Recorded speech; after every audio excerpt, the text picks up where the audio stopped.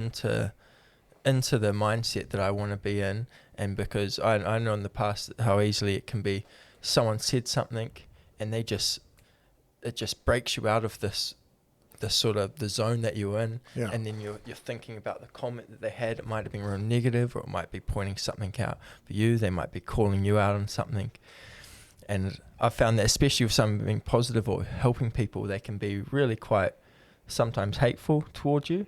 And it can be hard to let that go. And I've even had to do that a bit recently with breathing through it, or going out and doing a solid workout or something, and then coming back and just working through it. Sometimes it takes time, especially even for me now, to work through some of the things. But it's about having that time where you can process and digest those feelings or what's come up, so that you've had the time, and then you can just let it go, completely let it go. But yeah, it's a practice. I'm not sure if we're having technical issues or not. Oh no, we seem to be back. Okay, cool, we're good. Sorry, I thought we were having technical issues there, but we seem to be alright. Let us know in the comments how the stream's going. It should be fine, we did check it. But yeah, actually, by the way, if you are interested... Oh shit, yep, that's working. And I've also actually just started recording because I forgot to do that before. So yeah. Oh shit! Shut up. Okay, good. We're back. Yeah. I mean, actually, yeah. If anyone's just joining us, hi. Welcome to Walking the Black Dog. This is the NZ Blokes Mental Health Podcast. My guest today is Mr. Jaden Leeming, who I've known for many, many years. And we just had a slight technical hiccup there, but we're back, we're good, so that's all right. But yeah, so I guess we're talking mostly around positive influences and how to deal with negative influences, because at the end of the day, everybody's got, and this is kind of what we were touching on before, is everybody's got different amounts of different energies that they put out into the world. Some people want to go and spread positivity, some people want to go and spread negativity, some people by due course of the way that they live their lives spread negativity because it's just how they are, which is unfortunate. But I've always said, and it actually came up in my Facebook memories today, about choosing positivity, which is exactly around the time 4 years ago when we were having these conversations. And I think I was up to like day 30 of choosing positive, and the amount of positive influence that it had in my life, and I could see it manifesting into better things, which is 100% a real thing. And I guess it's down to, I guess for me it's mitigating the bad stuff and embracing the good stuff. But the thing, actually, something that Josh touched on, that I know through all the brothers, was sometimes, like, there are people like you who have got so much positivity to spread and give and all of that. Is that something for people in your position need to keep in mind, is being able to not empty the tank on what they could be able to put out there. And it's down to, if you think of energy as almost transactional, right? So you can offload bad energy, you can take on good energy, you can take on bad energy if it's making somebody else's levels balance out, right? So if you think about it from that point of view, which I usually do, that means that if you give out all of your good energy to somebody or many people, which is something that I did a lot through lockdown, you've got to figure out how to top yourself back up again. Mm-hmm. And yeah, I guess... Got to fill your cup, Can't pour from an empty cup. Exactly. And I always see your stories when you're down at the beach meditating at sunrise and shit like that, and I'm like, man, if I was out of bed before 11, I'd be doing that. Yeah.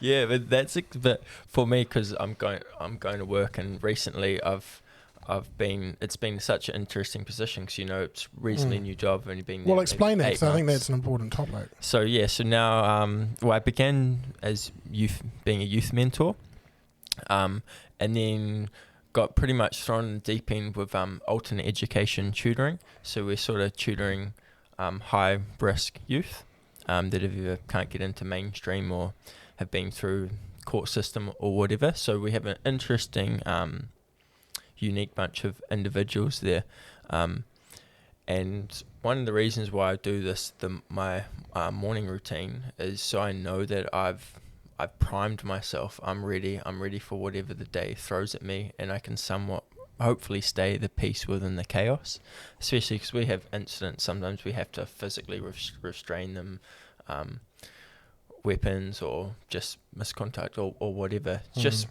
and for us, well, I'm lucky we've got a good team around us, because it can be really easy just to see the superficial or the bad stuff. But if you look past that, sort of their upbringing, they might not haven't been showed love by, or they've been sort of haven't been given what a lot of us might have been given by your parents growing up, and that's all they know.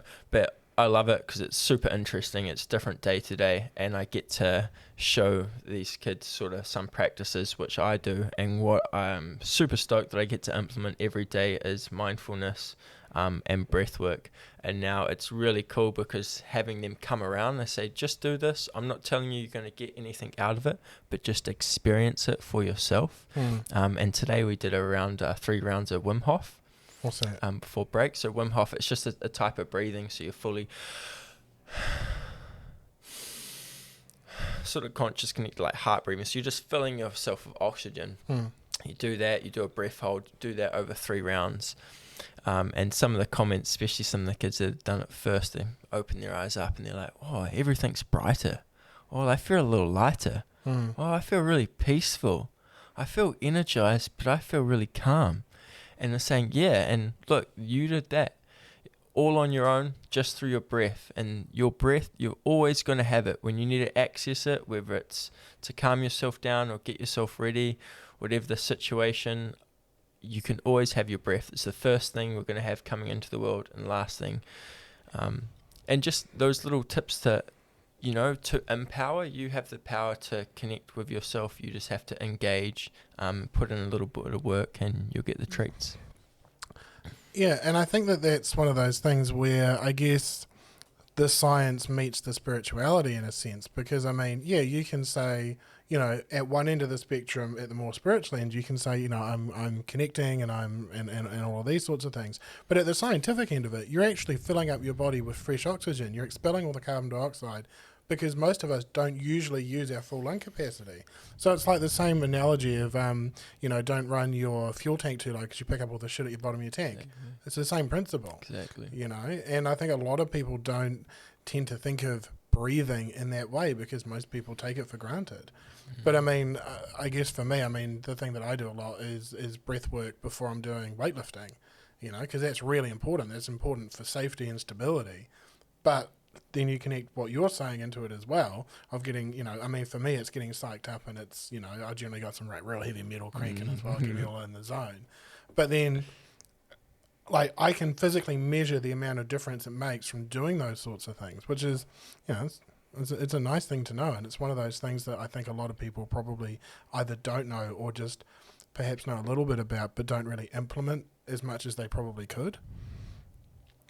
Yeah, and that's the thing I've found, even for myself, falling in the practice and falling out of it, is it's pretty easy to do, but it's easier not to do with these things. And it's why another one that I still do and still love is just the cold.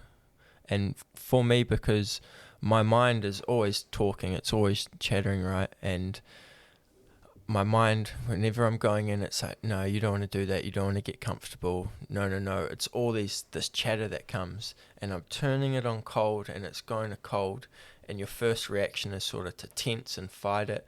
But if you take it back to your breath and you just surrender and don't tense and just let go, and you just observe, and you say, well, why did I have such negative thoughts about the cold? It's fucking cold. Yeah.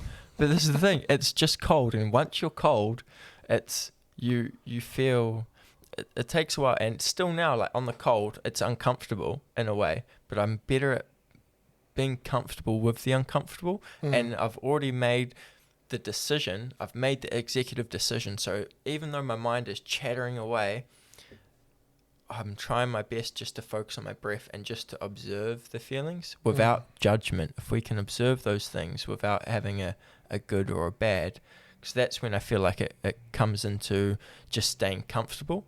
And like for me, getting uncomfortable now isn't going and doing an extreme bike trick because I'm so comfortable in that realm. I'm more uncomfortable coming and talking on something like this because, it can be uncomfortable talking about your experiences or talking about your feelings, but there's so much growth and opportunity and goodness in those nice, uncomfortable, gritty zones. Yeah, which leads me back into something that we were talking about last week, which was leaning into discomfort, which I think most people don't want to do, because it's uncomfortable, But I mean, even the water thing, I used to do that when I was training in Tauranga, like we'd go from the sauna sauna, which is like, the only reason I ever did that was because I saw it on the strongman Thor, half Thor Bjornsson.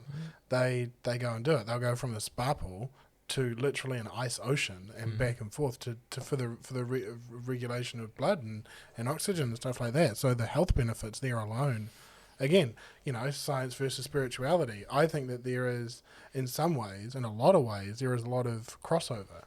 Yeah, and so I think that that's kind of a way. That's probably how I started to mitigate those differences, because really before I knew you, I was not a spiritual person at all. Wasn't interested in religion, didn't believe in ghosts, didn't think that there was anything more than what you could physically see and touch. But I guess now is the more that you sort of learn about it, the more that you, even under critique, like you can sit there and say like, oh, I got a bad vibe off that person, and then someone will tell you that person's actually quite a horrible piece of shit, and you go, oh, well, called it. Yeah, and so I think that those are the sorts of things where, like, you could call it intuition. Some people's intuition are better than others. Some people are better at reading than others. But, you could look at it from that point of view. But the other side of it is you could just say that person has got a shit aura. Because, and it might not be because they're an angry person. It might be that they're having a really bad day that day, and you can tell. And, it's just, little things like reading that I think can be really useful. But it's one of those things you got to sort of, the more that you see it, the more that you understand it, the more that you can use it to your advantage, I suppose. Because, there's been plenty of times where, like, even when we're staying down Tauranga and you came down with Alan and we went and did a couple of days riding, I looked forward to that so much. And, that was the day we went down to Annalisa's place and we got up at sunrise and went in the, 1 degree. Girl photo. Yeah, it was neat. Yeah. Well, we can't post those photos because we're naked. But, yeah, naked down at, what was the name of that beach? Pukahina. Yeah. At like this time of year, and it was like literally freezing, and getting in the ocean naked is a terrible idea. But little shrivel. Yeah, well, yeah. But I guess it's one of those things where it's like, I was having a shit time, and then you and Alan were coming down, and then we had a great time, and that filled my cup up. So it worked, and it was totally worth it.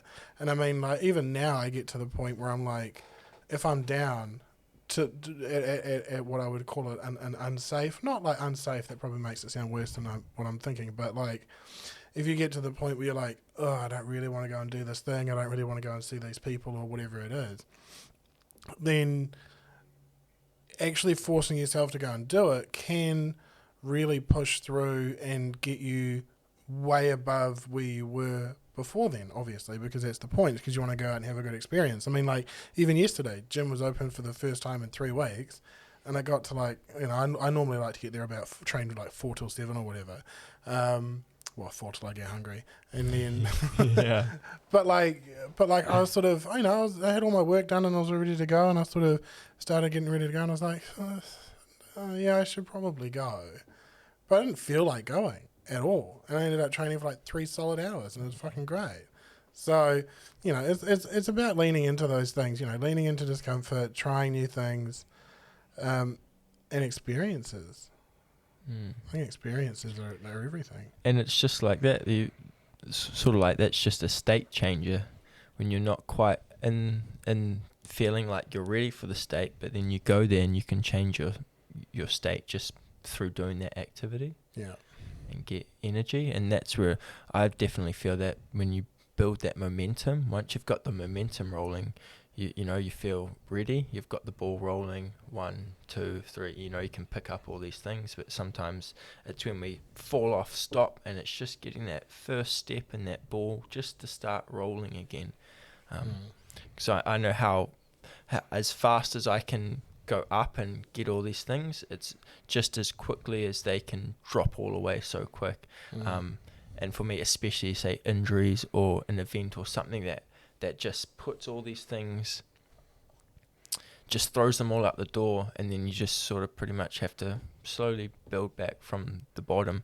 But these things happen. I'm preparing myself now for a relapse or for things in the future, for those roadblocks or for those bumps where you do slow down, where you may have to, traverse the valleys. But life, it is sort of a peak-to-peak experience, life, and we do have those valleys.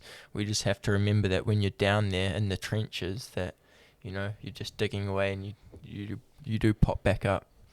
I think that's something I'd quite like to explore, is the idea of being prepared for another downturn, because I know what downturns can be like because I've had a few of them myself, and as we all know, because life is what it is, there are going to be more. You can't. There's no way to avoid them. So it's understanding, seeing them coming, what you expect yourself is going to happen to you in your mental state, which can obviously be metaphysical, but being prepared for it. Like, how do you reckon that you mentally prepare for something like that? Mentally prepare. Before mentally, it's almost like I've kind of written a letter to myself. So physically or metaphorically?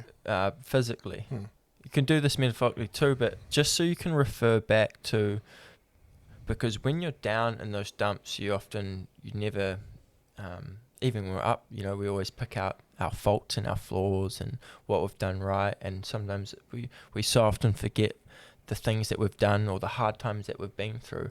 And when I mean like writing a letter to yourself, it's just like a reminder of, you went through this and you overcame this, and just all these little things that you've done so that you don't feel like it's all sort of for nothing. Because I know I've been in the same place where, what's the point? Am I even, is it better off me being in the world, me not being in the world? And looking back when you're down there, it's like, well, no, you're such an offering, and you are loved. And I think one of the hardest things is that self-love or self-care. And I love is a term now that's tossed around, but to me, like, love is like truth, and just really engaging with yourself and learning to sort of be with your faults and flaws and say that that's just a part of you. That's not, they may be bad, but it's just something for you in this life to work on and to start working with to overcome, if that makes sense. Yeah, no, it does. And I think that self-love thing is a very difficult one for men in particular, because 9 times out of 10, and I can totally relate to this, is that the way that men were raised, even, I don't know what it's like raising boys these days, but certainly in my generation and most definitely older generations, is that it was always, there was a very black and white line that you had to be within, or pair of lines that you were supposed to be within to be worthwhile, or to be whatever it was, like you're supposed to be, you go to school, you get the degree, you be a good person, you do this, you do that, don't have emotions, don't cry, harden up, all of that sort of shit. And I think that it can be, men were taught to be humble, but then it's the ones that have got charisma, which just doesn't necessarily negate humility, that rise above and do those amazing things. Like all your, the people that have, changed the world, all of them have had not necessarily self-love, but certainly confidence in their abilities, because they went out and fucking did it.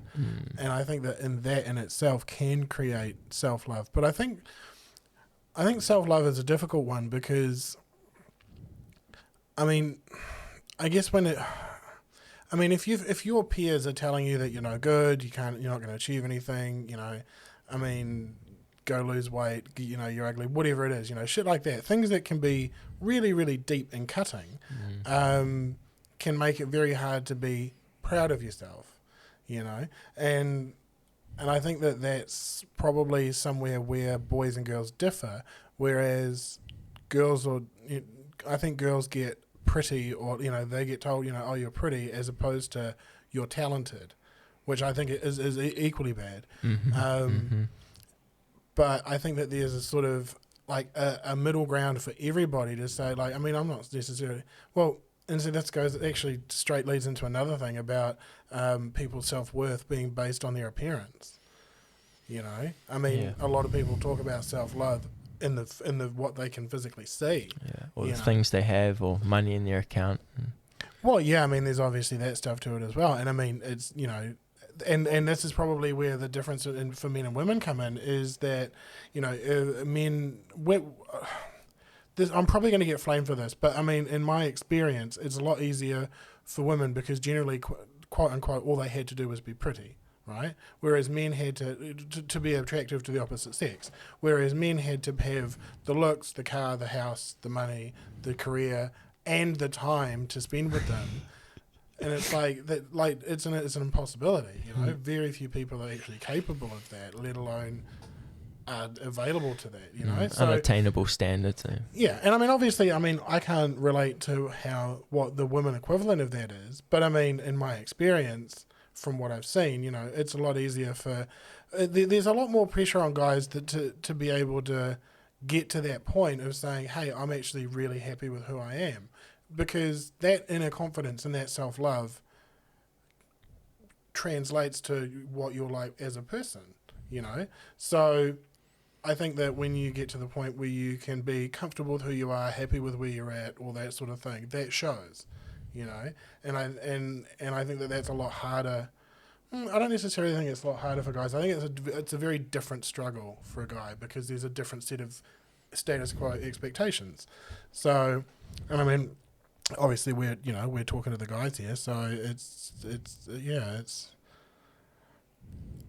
I don't know. How do you reckon that people can find self-love if they don't have it?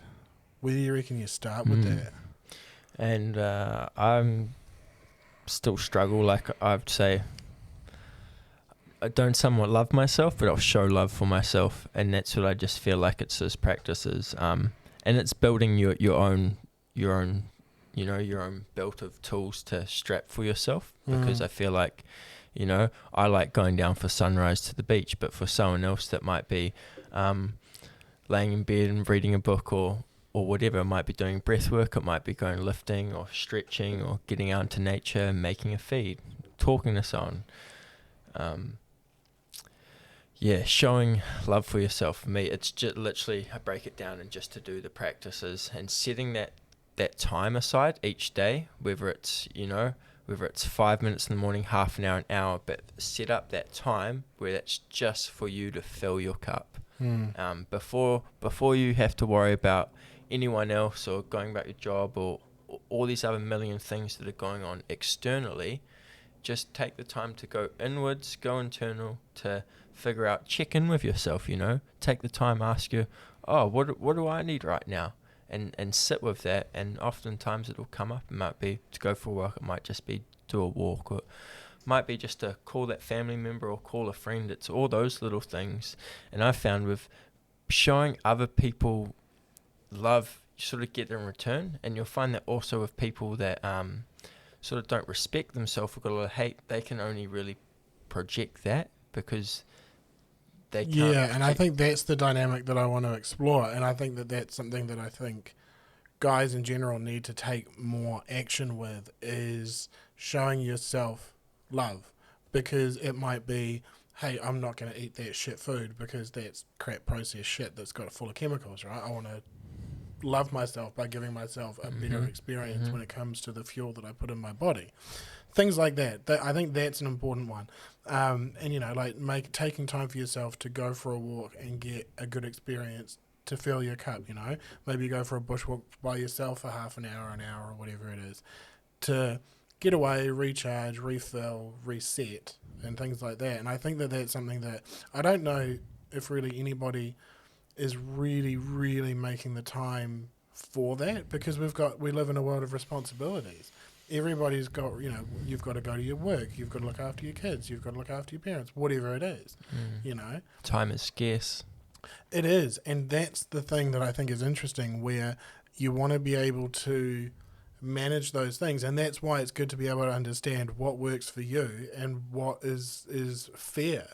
Because I mean, I know for me, my one is no secret. I go to the gym. That's my self-love, and I eat well. You know, those are my two main ones where I will, you know, the gym for me is a mental reset. It's my house of worship, if you will, you know, because I can go there and I can think about just that, and I can spend it with people that I want to be around, and I generally 9 times out of 10 walk away with a really good experience, unless I hurt myself. Yeah. And it's good vibes because the people there, they're wanting to better themselves, and that's why I love those things, because it, especially the physical aspect, the physical leads on to, because once you start working out or doing anything physical, you really start, well, I want to put better fuel in my body because I need better fuel to do this. And then, I'm putting better fuel in my body. Well, that affects my mental game. When my mental game is good, then it affects the physical game good. And it, you know, we get that nice crossover, and then it just starts spilling out into the rest of your life. And I think that's the thing. It's like if you think about raising that bar across the board, so that you've got so many good things going on, and a lot of them are not difficult changes. I'm not saying that everybody needs to go to the gym for 2 hours a day, 5 days a week. That's ridiculous. Even I know it's ridiculous, but it's what I enjoy and it's what I need for me. But, you know, even just swapping out, you know, I can't think of an example, you know, but, you know, going from a shitty processed food to a natural food, you know, like you could go to the KFC and buy KFC. That's fine if you want to do that. But you could go to the supermarket, buy a couple of chicken breasts, make yourself a nice dinner with some nice clean veggies, whatever. Your body is going to thank you for it, and you're going to feel better for it. And if you feel better, you're more likely to make better choices for yourself moving forward. Yeah. And I have a note on that. It's always easier to focus on bringing in the positives rather than to get rid of the negatives. So before you have a negative one, and like for me it was smoking cigarettes. I loved tobacco, it would just ground me, you know, still vape and nicotine or chew. But instead of focusing so much on getting rid of that, I've just focused on the positive implement. And although I still have it, it has settled down, and now the other positives, because of focusing on the positives, that's just sort of, now it's settled down into the background. So it's not so much of a thing. And an example of that is to just, with your diet, maybe implement better, slowly progress, make those micro progressions that are long term. But it can be simple as, well, I'm just going to drink water. I'm going to make sure I drink my 3 litres of water a day, or 2 litres, you know, whatever. But that's so easy to remember. Boom, that's one. And then, you know, you get a week done of that, 2 weeks, and then you can implement something else. But because I know I've done this in the past, I go full 180, you know, living fast-paced lifestyle, eating horribly, doing all sorts, drinking, you know, just silly, and then 180ing around, and just swinging the pendulum so hard, which some of us like to do, being a bit extreme, but it's so much more obtainable and long-lasting to just do the little bits. And then you can still experience, you know, when you want to go have a drink, or I like to apply the 80-20 rule. 80% of the time, I'm doing my thing. I'm living lifestyle and diet to my values, supporting myself.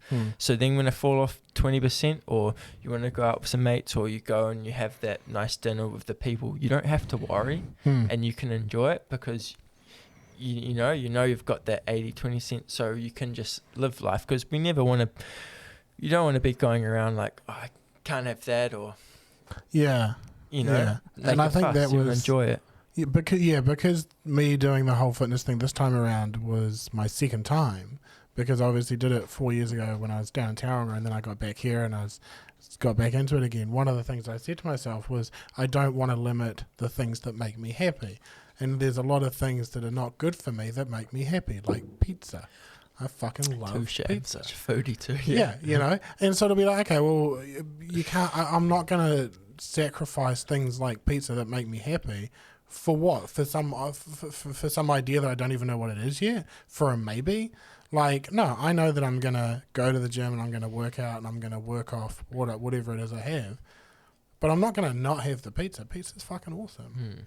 So I guess it's down to that, and making yourself a plan that's attainable.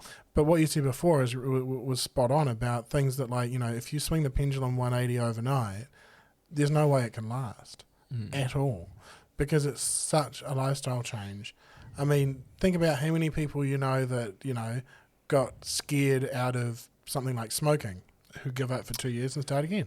Yeah. And they become full smokers again. It doesn't last unless you... Actually, this is actually a good point, and bringing up the vaping is actually a good example, was, the idea of taxing people out of smoking, which is what our government's been trying to do for quite some time. I used to be a smoker, 7-8 years ago? I was a full-time smoker. And that shit got expensive. When I quit, they were like $12 a packet. I bought Alex a packet when he was doing some work for me. They were $40 fucking for a packet. I thought, Jesus fuck. Taxing didn't work. No, but it didn't. And the reason that it doesn't work, they're taxing people out of anything. The reason it doesn't work is because you're bringing in a negative influence to try and get a positive outcome. It's negative reinforcement, say. Yeah. So I mean, if you were to say, hey, here's an alternative which is cheaper and better for you and more readily available and less likely to have your shop done over for it, it's a no-brainer. But I mean, I think actually I read the other day that the laws on that are changing a lot more into the favour of that community and that lifestyle, which is great. But yeah, I think obviously that's got a whole other element to it of, hey, this is something that's really different, it's new, it's not, it hasn't been long-term tested, stuff like that.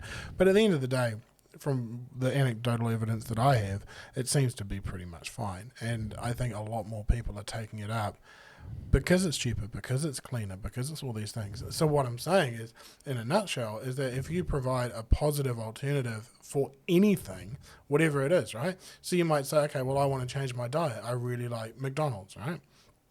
Go to the supermarket, buy some of the buns, make yourself a burger. You'll make a fucking wicked burger, and it'll be twice the size for half the price, and you'll be like, holy shit, maybe Thursday night's burger night from now on, So you can still go and have a really good burger that's way cleaner, that's been prepared way better. You did it yourself, maybe you learnt a new skill, but it's been positively reinforcing better behaviour. And that's the thing. I mean, I'm a little bit 50-50 on that when it comes to things like the criminal justice system, but that's an entirely different conversation for another fucking day. Yeah. But when it comes to training yourself, you're always going to respond better to something positive, Like maybe, I'm trying to think of an example. Like, well, actually, Andrew, our fitness guy, he's a personal trainer, and when he's on for work, he's fucking brilliant. He's really good at pushing me. But when he's in a mood to be an asshat and fuck around, oh god, he gets annoying because he'll have a laugh and a joke and all that kind of shit, and I get so wound up, I get so angry. It works for moving weight, but it doesn't work for a long-term plan. But I mean, actually, I think he's training my girlfriend right now. Keep your fucking hands to yourself. But do you know what I mean? Like, there's this, if you can push, I think different people are different, but I think in general, as a mass overview, I always think that having a generally positive undertone for a positive change is always going to work better. And I even see that example with my students. They're always given, their whole lives have been given negative reinforcements or always told what not to do. So they know everything under the sun of what not to do, but not what to do. And so when you're constantly saying, don't do this, they're hearing this, they're hearing that. So it's because when we're sharing these things, you're saying not to do that, you're still sharing about it, but we sometimes forget to share the positive of, you can go do this instead. It's about having, that community, some good role models. Actually, I've just opened up the stream on my phone because I was curious why there wasn't many comments, and I realised that they're actually on the other page. So that's my bad. I have every intention of reading the comments. I just need to go and open something else up on the old laptop here because we have one now. But yeah, no. If you wanna have a chat and jump in there, there we go. David Bassett, nice to have you here. Thanks for stopping by.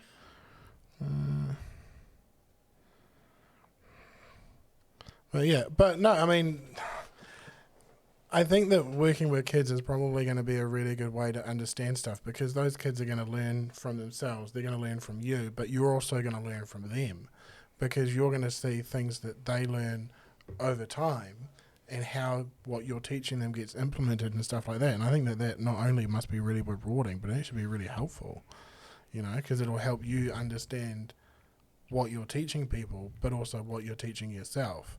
Because I've not really had that. I've always been the student and you've always been my teacher for that. So I don't understand. I understand what you've told me and I've implemented it in the ways that I have. But I mean, could they be more effective? Could I be doing things a little bit differently, And that's where it goes back to the original thing that we started with, which is you are your own greatest experiment. Because you've just got to try stuff and see what works within reason. And I think that's something that I don't know if people necessarily have a hard time trying things, but maybe it's that sort of fear of the unknown or maybe it's the fear of putting yourself out there. And I don't know. I mean, I guess fear. It's what you want to Fear is a very interesting one to talk about. I'm so interested in fear, because fear, not only does it physically suppress your immune system, but for me, whenever I've been in fear, it's sometimes hard to catch when I'm actually in fear, because my fear is sometimes a little bit irrational, like, oh, I'm scared of what that person's going to think of me, or these little undertones which sometimes are hard to pick up or be fully aware of, if that makes sense. It's like, oh, I was in fear about that. So when I can be aware of myself being in fear, I can use a state changer to get myself up out of there, because fear, it's just such a closed off thing. And I know fear, it's there. It has a purpose and a use. Like in maybe our natural environment, we would be out in nature and, you see the gazelle or the tiger or falling off the cliff or real life danger, right? But now in our modern world, we're wound up in our fight or flight mode. We're breathing fastly in our chest and we're anxious, or we're wound up and we're in fear. And you can see how much fear is a controlling mechanism with COVID. What happened when people first locked down and they were in fear and survival mode? Panic buy, went anger. out, got anger, hate. To be fair, I think that whole thing has been a really interesting way. I mean, if nothing else, and I'm not saying it is, and I'm not a conspiracy theorist, but analyst. Maybe. But I think that if nothing else, it's been a really interesting way to see how to scare the shit out of an entire planet at once and what happens if you do. Because, I mean, I don't think I was ever at the point where I was like, oh my God, the whole world's going to die. But there were definitely points when you look at some of the statistics out there, which have been apparently updated from the World Health Organization. But that's all over the show, eh? But, I mean, like, at the end of the day, when your government shuts down an entire fucking country for a month, like there's not over nothing. What it is, it's up for discussion. But my point being is that the way that fear changes people, the amount of, and this actually came up the other day because we shared an image that was somewhat controversial. It wasn't really controversial, but a lot of people got real fucking angry, and it was just after, it was like mid Auckland level 3. So there's a lot of Aucklanders sitting at home going, oh, I'm fucking bored and I'm fucking scared and I'm fucking angry. And I think it's interesting how fear can manifest, because some people lean into it. I mean, look at some of the crazy shit you've done over the years on your bike, and me as well. You lean into that shit and you go, it changes who you are. But this is the difference between people like that and most people, is that 99.9% of people would look at something really scary and go, fuck that, whereas it's that small percentage of people that don't get that, which is why I'm not at all surprised that you're not scared of this whole lockdown thing, because it's like it's not in your DNA to really act on fear, which is great, and I wish more people were like that, but I'm curious as to how fear can be so inbred into an entire community or entire society.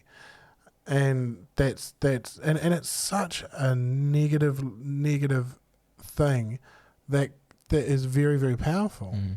And for me, even if I'm gonna die my own mortality, I don't want to be in fear. I feel like I've meditated on death, my own mortality, maybe not enough, but a lot, and come to terms with, because for me, being aware of that, it makes me want to live my life, I'd rather live a full life. And to me, that's why we love BMX. When we're in those moments, you've never been so present. You can't be anywhere else when you're up the top of the ramp about to drop in to try your first double backflip. You've visualized this 1,000 times. You've practiced, you've trained, and this is it. And there's nowhere else to be. And that's what I think I loved it so much growing up, is when you would go down to the skate park, you were just there. Just like now, similar going to the gym, you're just there, and it's such a mental and physical game. So you bring those two together, and you can enjoy it. And it's so, it's just like so invigorating. It's not only just the adrenaline, but like it's the full surrender, because when you're up there, you have to surrender to what is. You can surrender to I might crash, I might go this around, all these things, but hey, there's that chance, but I might also do this and land it. And it's one of those things that you got to weigh up. And it's similar like this. It's like, well, would I be isolated and stay in this room for 60 years, or should I go out and live my fullest life and be in love and be happy for that for next 5 years? Exactly. And that's what it always just breaks down for me, is, am I going to make this choice in fear, or am I going to make that choice in love? And I've been through the ringer sometimes of injuries, but I'm still thankful for them, because through the ringer and some of my spiraling downwards of injuries, I've now got those tools and the knowledge and experience to share with people and say, we've actually gone through it. And for me, when you're doing all these things, before I sort of started actually studying holistic wellbeing and did the lifestyle coaching, that I had all these tools, but I wasn't aware that they were tools and that I was using it until they all got stopped, or I couldn't walk and had to stay in bed for so long, that you start to realize how much of an effect they had on my well-being. Yeah, and I think that's the struggle that I deal with at the moment. I'm kind of at that point now where I'm like, okay, I want to go out and have a good time. I want to go ride my bike. I want to go and lift at the gym. I want to do all these cool things. But I ain't getting any younger, and injuries are coming a lot easier. At the moment, I'm actually not doing too bad. I'm recovering from surgery pretty well, and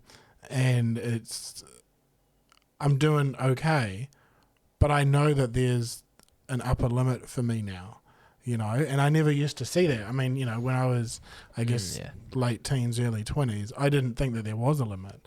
Doing downhill racing. Finding out what that limit is, eh? Well, and that's the thing, finding that limit, dancing around that limit, all that sort of thing. But I think it's about, for me, I'm definitely at the point now where I need to be realistic. Because if I break my arm on my bike, I can't work. If I can't work, I don't make any money. Yeah. So there's that.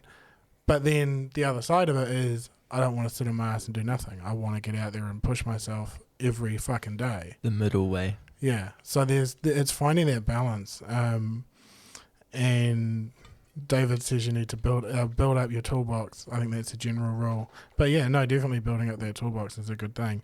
But then, it's like having that awareness of, okay, am I going to get away with this? Like, is this high risk, or is this a medium risk, or is this an acceptable level of risk?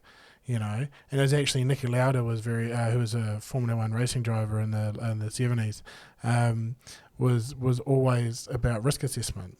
And he's like, there's this much risk, I'll do it. There's this much risk, that's it. There's actually a really good movie called Rush on Netflix if you want to go watch that, between James Hunt and Niki Lauda. It's a brilliant film. Yeah. If you haven't seen that. Davis just said find new adventures. I don't necessarily think it's finding new adventures. I think it's adapting the things that you love to fit your lifestyle now. Because I still like going out and riding my bike. I probably won't go and do a lot of the stuff that you still do, because I don't necessarily think it's out of my capability. I think it's more of a case of, because I'm out of practice and because I'm not in that extreme mindset, I don't think that I would have the what's the word? It's not. I think I could be present enough to do it. I think it's more just down to the fact that I haven't done it for so long. It's like muscle memory is not the same, shit like that. Repetition. Yeah. Years and years, yeah. Yeah, but then it's just down to a risk assessment. Is it worth it? Like, would me going and saying, okay, well, I'm going to go and learn how to do a backflip, or whatever it might be. Well, yeah, I mean, I can backflip. Is it worth going out and proving that point? No. Who the fuck am I trying to prove it to? Other than myself. And I know I've done it, and I know I could do it again. So why do I need to prove it to anyone? And I think that's the thing, is when it gets down to that risk assessment of, is it worth pushing it to a certain limit? And I found that also with the gym as well, because obviously I was doing the heavy weightlifting, and I was trying to do like some pretty big deadlifts, like 500 pounds. And I found the limit. I found the limits of tensile strength of my internals, and then I ended up in hospital, and it was shit. But was that worth it? Fuck yes, because now I know where the limit is. Do I want to do it again? Absolutely not. But at least I know now, and that's good. So now I can sort of work my training around that, and not only that, is it's like, how do you know how strong anything is until it breaks? So I guess there's that to it as well, because I now know how strong my physical insides are, and I know how far I can push myself within a safe environment. And for me, that's kind of where I have to live now, because it's not worth the risk of getting that badly hurt. Yeah, risk assessment is something that I'm not sure if it's the risk assessment, but going for it, I could so easily get caught up, what it's like when all the boys are out riding and someone sends something and you're all pumped up and there's the energy around, and next minute you're just sending something crazy and next minute you're off to the hospital. So it's getting better in those moments, like for me being still, I guess, trying to control that young masculine testosterone. Like, I feel like BMX was so perfect because I've been so destructive or self-sabotage, and I grew up doing martial arts and competing, but BMX was awesome because didn't have to beat anyone else up, or there was no real losers, but there was always just a push and a push yourself to the limit, or however far you wanted to be pushed. Yeah, and I think that I actually went a similar track, because, I never did team sports at school. I started martial arts when I was, 6 or 7, something like that. And even when I got to college, high school, sort of 12, 13, I didn't fit in with the crowds that were doing the team sports at all. And that was fine, because I didn't particularly want to play any of those sports. And I ended up finding bikes instead. And that changed my entire life. It changed my entire direction. It changed so much for the better, and I learned so much, and it gave me so many opportunities. But there's no way I would ever have done that if it wasn't for, I guess, well, it's funny, it was probably a little bit of ego that started it, but I guess for me it was something that I could do on my own terms. And outside of downhill racing, well, I competed in trials as well, but that was never really a competition that I took seriously, because at that time I was riding with a guy called Chris Birch, who, if you guys know who that is, know that he's an incredibly talented rider, and I was never going to beat Chris. Birchie, yeah. Yeah, there's no way I was ever going to beat Chris. So, and that was fine. That was absolutely fine. He had so much experience and age on me, and I was new to it, and I was just having a good time with it, and I still do have a good time with trials bikes, but I guess that's one of those things where, because I'd kind of said, okay, well, I know where my limits are, and and I'm not going to try and get a national title. I'm just going to have fun with it and see where I end up. A couple of seconds, a couple of thirds. I was happy with that. It's a nice little, remembrance. Just made me think of how, going back to that masculine or the standards for men, of how sometimes you have to be the best of the best, or there's such an expectation to either do that entrepreneur and break out and make this, or be number one, and often there's time not to just be like you're saying, that like humble or having a nice normal life. And I even felt that with riding, and then coming back, and now just asking myself, what did I actually really want? Not what I thought I wanted, or what I thought everyone else would like me or think that I wanted? What do I actually want? And it's not like, oh, I don't give a fuck about what you think. It's just, oh, I don't really give a fuck about what you think that much. I need to do what's best, what I want to do and what's right for me. Do you know, that reminds me of a conversation I had with a girl. I can't remember who the girl was. I think it was just one of those like sort of conversations you have about life where I think so many guys learn things like, or get into things, playing guitar, riding bikes, riding dirt bikes, getting cool cars, whatever it is. So many of those sorts of hobbies are ignited by trying to attract the opposite sex. Do you know what I mean? Oh, yeah. I mean, I remember the first time I picked up a guitar. I mean, I would have been 16, sitting in Mike's lounge in Wellington, and like this is when we were touring with the bands, and I was like looking at them and like, oh, they're so fucking cool. All the girls love them. I wanna be adored by girls as well. Like all of them, all of you adore me. But, not just yes. But you know what I mean? Like, but so I learned to play guitar, but ironically, those things change over time because I still love playing guitar. I don't give a fuck what anyone thinks. I like doing it for me now. But I think actually we need to get some blackout curtains in here because this is this is a Bringing new in studio. that light. We're getting there, okay? We're getting there. We put up our sign today. It's our logo. If you haven't seen it, where's our camera? There you go. There's. So yeah, but it's interesting how so many things that we involve ourselves in for whatever the reason might be, you know, and like guys, so many of the guys that go to the gym, they want to look good so they can get girls, and then it becomes a lifestyle and it becomes a way of life and it becomes a sport or whatever it is, and the girl stuff doesn't matter anymore. Yeah. But it's amazing how much guys are motivated by that as opposed to something that they're doing for themselves. Mm-hmm.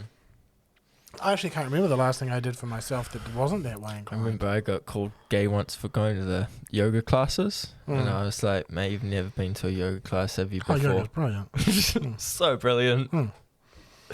But I remember one time I was actually, it wasn't long after I started back at the gym, and I was like, I mean, look at me, I'm a fucking, I look like a bogan or whatever, and and I was upstairs, and our gym's got this mezzanine where it's all like stretching, and they have the group classes up there. And I was up there one afternoon just having a bit of a yoga session. I was sitting there. I was actually just sitting there breathing, and some girl came up and she was like, "Oh, I was just going to come up and stretch. Do you mind?" And I was like, "Yeah, that's fine."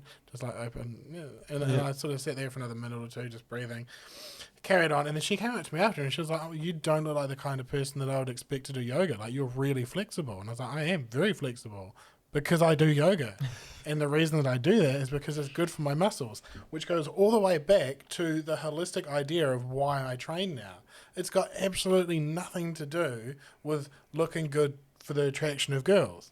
It helps. But it's the feeling motivation good, isn't that. It's about feeling good. It's about being physically fit. It's about being physically healthy. It's about being all of those sorts of things, which was perpetuated by the fact that I was unhappy where I was at, because I was looking at myself going, wow, you got fat again. No girl's going to like that. Get not fat. And that was where I was at with it. So, David says, there's an old, this goes back to what I was saying before, there's an old saying, there are old pilots and there are bold pilots, but there are no old, bold pilots. I like that. That's a good one. I like that one. But yeah, no, it's funny. And I think this is the thing, is that we need to understand. I think as a final thought on all of this is that I think if guys in general can understand that there is so much value in doing things for yourself as opposed to, things that you either feel responsible for or you feel are, for maybe for the attention of girls or for whatever it is. If you do something purely selfish for your own well-being, for your own mental clarity, whatever it is, and it could be anything from taking a fucking pottery class to learning an instrument to joining the gym to going for a bushwalk or whatever it is, or going to fucking Antarctica. It doesn't matter. The point is if you can do something that's potentially very beneficial for yourself, and I say not necessarily beneficial for yourself. Yeah, well, no, that is what it is. It is. You want to do something that's beneficial just for you and take time just for you for your own, so that you can be a better version of you, I guess. I don't know. I think that's what I want to say. And I don't think it's necessarily being selfish or self-full, and it's get mixed up on, and this even can come back down to spending time by yourself. Can you enjoy your own company or just do things by yourself? And I even notice when I don't want to be alone, or when I don't want to spend time by myself, maybe I haven't done the work, or there's something that I haven't processed. So sometimes it can be spinning around other people as a distraction, if that makes sense. So and that's where the go lifestyle can come into it, because if you're always on the go and you don't take time to sit down and do some breathing, then that stuff ends up getting suppressed and it doesn't end up getting expressed properly, or it might come out later and be expressed negatively, and some emotion that boils up and then overflows, if that makes sense. We suppress it and then it bubbles up and then can just sometimes explode out or leak out in whatever way. But it's for me, it's having those things of being expressing yourself, especially for me.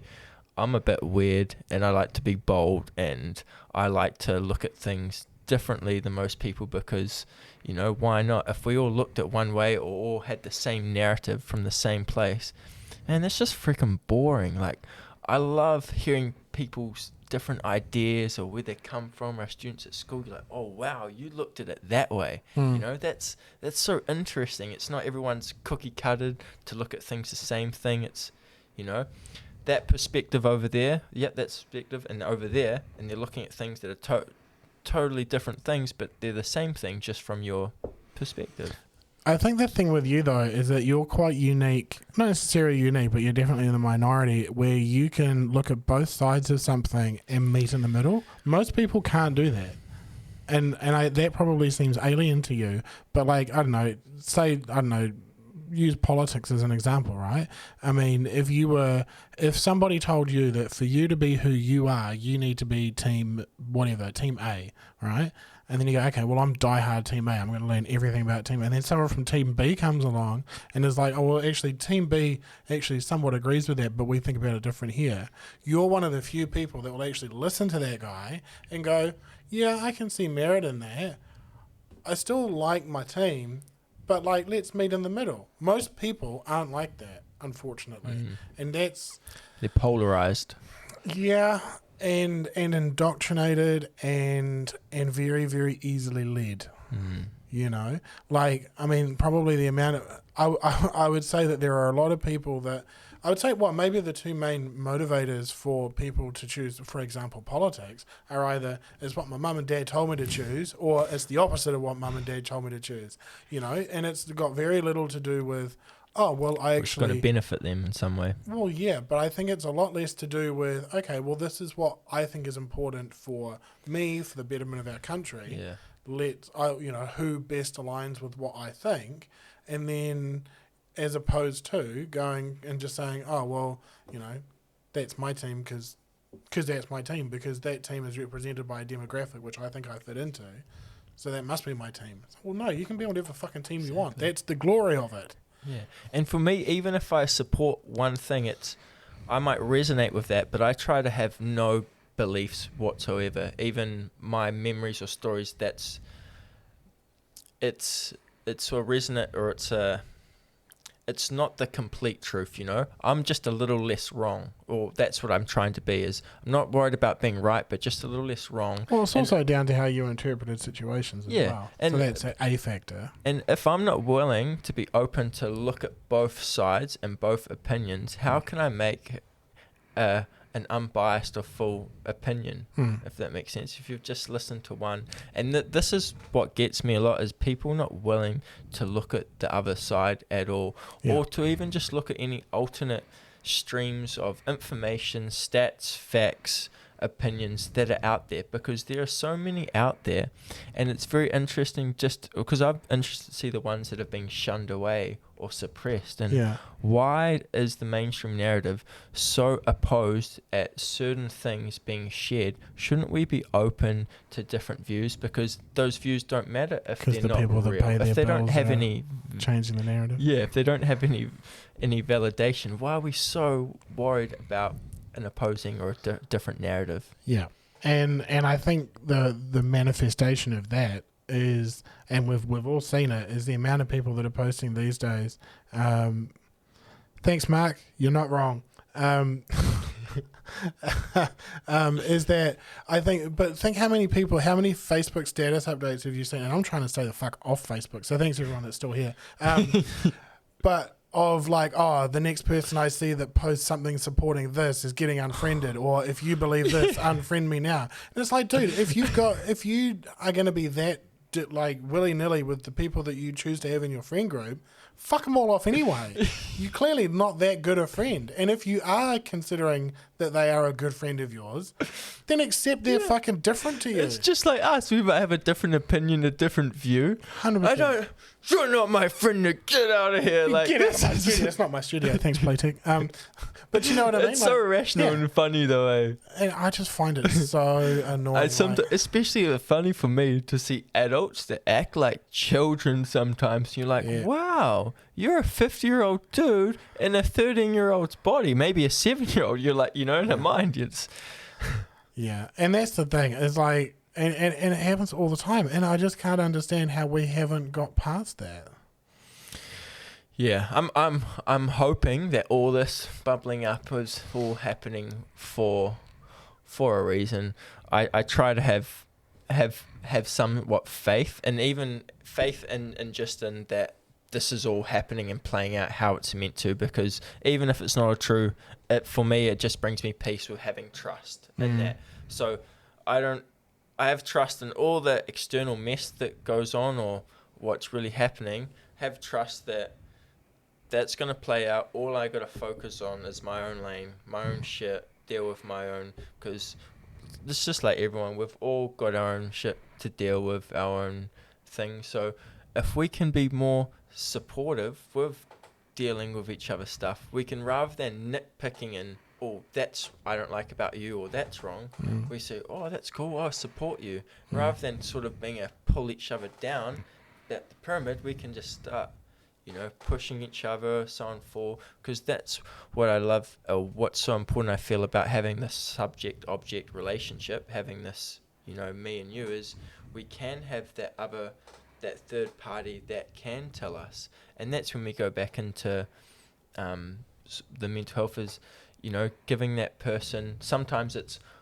giving them the hug and talking to them. Sometimes it's like, bro, you're being a bit of a dick there, eh? You're talking to that person. Maybe that wasn't the best thing to do. It's sometimes having those uncomfortable conversations, a little bit courageous, that are important, because oftentimes, guys, it can be hard to just say the truth or say what's really needs to be said in that moment, because it's not.